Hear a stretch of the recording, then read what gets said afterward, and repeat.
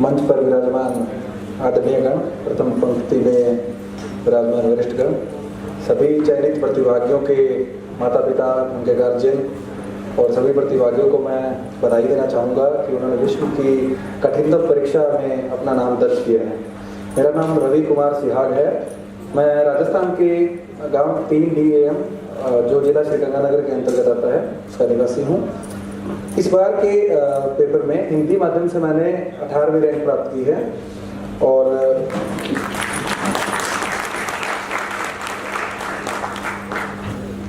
सबसे पहले मैं मेरी जर्नी को बहुत ही कम शब्दों में बताऊंगा। मेरे जो परिवार है वो किसान परिवार है, मेरे पापा फार्मर है और मेरी जो ग्रेजुएशन है वो मेरी गांव से और मेरी तहसील के स्कूलों से हुई है और जो मेरी ग्रेजुएशन में मैंने BA किया था और वो भी मेरे आस के एक महाविद्यालय से किया है। उसके बाद में मैंने कर्मचारी चयन आयोग की परीक्षा दी और उसमें भारतीय रक्षा लेखा विभाग में ऑडिटर के पद पर चयनित हुआ। उसके बाद में 2018 में मैंने कुछ मेरे मेंटर थे जिन्होंने मेरी लेखन शैली को देखकर मुझे सलाह दी कि आप UPSC की तैयारी कीजिए, तो मैं UPSC की तैयारी में लगा।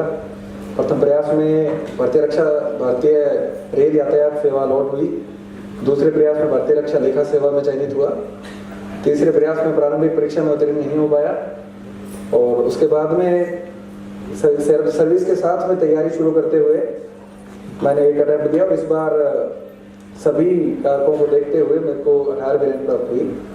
इस पूरी जर्नी में बस एक ही पॉइंट मैं रखना चाहूँगा कि मैं साहित्य का विद्यार्थी रहा हूँ और साहित्य में मेरे पसंदीदा कवि हैं सच्चिदानंद हीरानंद वात्स्यायन जी।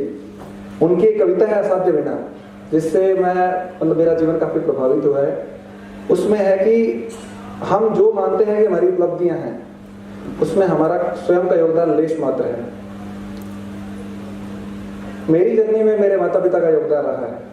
वो शायद पाकिस्तान के शरणार्थी थे, उन्होंने एक ऐसी जमीन जहां पर बिल्कुल मरुस्थल था वहां पर आज खेत में हल से शुरुआत करके ट्रैक्टर तक का सफर तय किया है।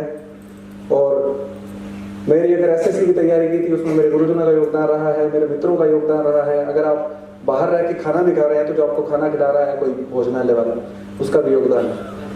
आप के पास सिर्फ मेहनत करने का है, उसमें भी आपकी परिस्थितियां आपको योगदान देती हैं। सिर्फ खुद के दम पर शायद इस दुनिया में सब कुछ हासिल कर पाना संभव नहीं है, सभी को साथ लेकर चलना वो जरूरी है। और अंततः शब्दों को विराम देने से पहले एक मैडम बता रही थी कि 2018 में जब मेरा हिंदी माध्यम से सिलेक्शन हुआ तो उस समय शायद भारतीय भाषाओं का दुर्भाग्य कहें कि 337वीं रैंक में मेरी हिंदी माध्यम में प्रथम स्थान था। तो मैंने संकल्प में मुझे तनिजा जी द्वारा बुलाया गया एक सेमिनार के लिए, तो वहाँ पर कुछ 50-60 के आसपास विद्यार्थी थे।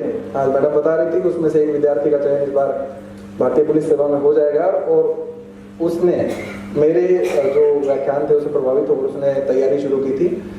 तो जो तुलसीदास जी के शब्दों में कहें, परहित सरिस धर्म नहीं भाई, कह रहा आपके किसी कार्य से किसी का भला हो रहा है तो उससे बड़ी अचीवमेंट आपके लिए कोई नहीं है और भला करते रहिए। अंततः संकल्प परिवार जो भारत के संविधान की प्रस्तावना में बंधुता है, जब भी मैं सर से बात करता हूं तो वो यही कहते हैं कि हाँ बंधु कैसे हो, तो वो बंधुता है वो शायद एक हमारे देश को, हमारे समाज को, हमारे परिवार को आगे बढ़ाने में सहायक है। इसी बंधुता के साथ प्रत्येक व्यक्ति का सम्मान करते हुए आगे चलना और साक्षात्कार के दौरान आने वाली समस्याओं के बारे में संतोष सर ने मुझे स्वयं अपने घर पे बुलाकर भोजन करवाया और इम्तिनान से बैठकर कम से कम 2-3 घंटे इस बार के इंटरव्यू में मुझे सलाह दी, जो काफी दुविधा में था मैं, तो उसके लिए काफी मददगार साबित हुई। भारतीय भाषाओं के छात्रों के लिए कहना चाहूंगा कि वो लगे रहें, प्रयास करते रहें, अपनी भाषा में उत्कृष्टता हासिल करें। एक बार मैंने भी सोचा था कि मैं अंग्रेजी माध्यम से परीक्षा देकर देखूं, लेकिन फिर मुझे लगा कि जो अभिव्यक्ति जैसी भाषा शैली मैं हिंदी में लिख सकता हूं वैसी शायद अंग्रेजी में नहीं लिख सकता। तो अपनी भाषा पर गर्व करें, चाहे आपकी कोई भी भारतीय भाषा है, सभी भाषाएं एक हर नजर में एक समान है। हमें अपनी भाषा पर गर्व करना चाहिए, अपनी संस्कृति पर गर्व करना चाहिए और आगे बढ़ना चाहिए। धन्यवाद।